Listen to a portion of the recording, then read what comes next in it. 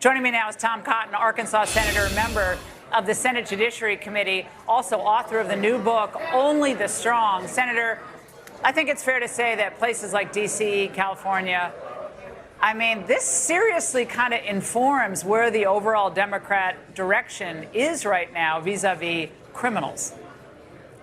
Yeah, Laura, this is amazing coming from the D.C. City Council, putting left-wing ideology ahead of the safety of the residents of our nation's capital.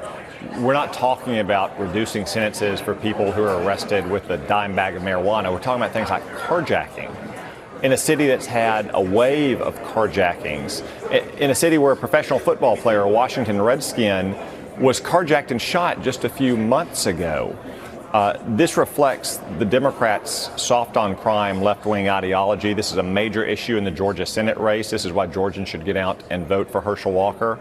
And it's also something that Congress will take a look at. If the mayor of Washington, D.C. goes forward with this resolution or with this bill, then I will introduce a resolution of disapproval in Congress to stop it from happening, because the people of Washington deserve better and Americans deserve better. Our nation's capital belongs to the American people, not to left-wing politicians here.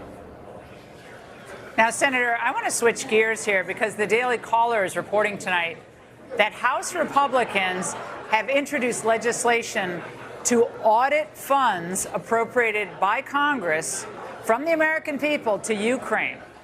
Now, do you think this is something Republicans in the Senate will support? I know I support it because I think we should know how our money is being spent, where it's being spent, and if, in fact, it's being used in the appropriate manner wherever it's sent. Yeah, Laura, I agree with you in all those principles. I haven't seen the exact legislation, but I think the American people deserve that kind of accountability whenever their tax dollars are spent. I'd also like to add that while there are some things that only the United States and our military and our defense industry can provide to Ukraine, the European partners we have can provide money to Ukraine, whether it's France or Germany or the European Union. The Biden administration needs to do a better job of stepping forward. Senator, they're not. I mean, I know we'd like that, but I'd like a lot of things. But Germany's not ponying up. France is really not ponying up. We're certainly not seeing the money coming from Italy. This is all on the backs of the American taxpayer. And I know there's like a split in the Republican Party on this, with the people who think we should be all in Ukraine and the people who think we have to take a sober look at this. But at some point, is Europe going to ever carry the burden for Europe, or is it always going to be us? No, they're not a member of NATO, as we know.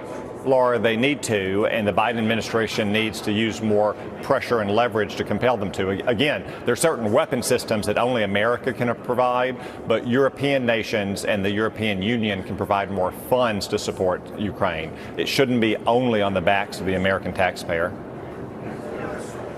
Well, right now, Senator, there is an enormous amount of angst in the Republican Party about what's next, what's going to happen in 2024.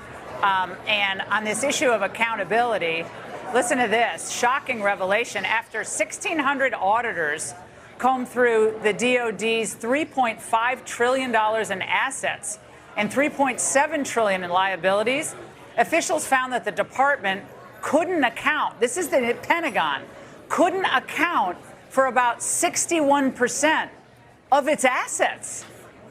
So, I mean, I know, again, Republicans, the Pentagon can, do no wrong. I mean, I'm sorry, but that's what a lot of Republicans seem to think. They can't account for 61% of their assets? Are you going to, lead the charge on this from the Senate? This is ridiculous. Yeah, well, so Laura, the reason we finally know this is that during the Trump era, the Trump administration and Congress insisted that the Department of Defense finally go through with these kind of audits, and we ought not wait till 2024 in a new presidential election. We should start right now, build upon this audit, make sure the DOD is getting good value for our taxpayers. I mean, right now you have almost as many civilians in the Department of Defense as you have troops. We also need to make sure the focus is where it should be, which is making sure that our troops have the best equipment and training to defend our nation, not that our drill sergeants are using the right pronouns. So there's a lot of room for oversight in the new Congress of the Department of Defense. Senator Cotton, great to see you, as always, for joining us and answering all of our questions. Thank you so much.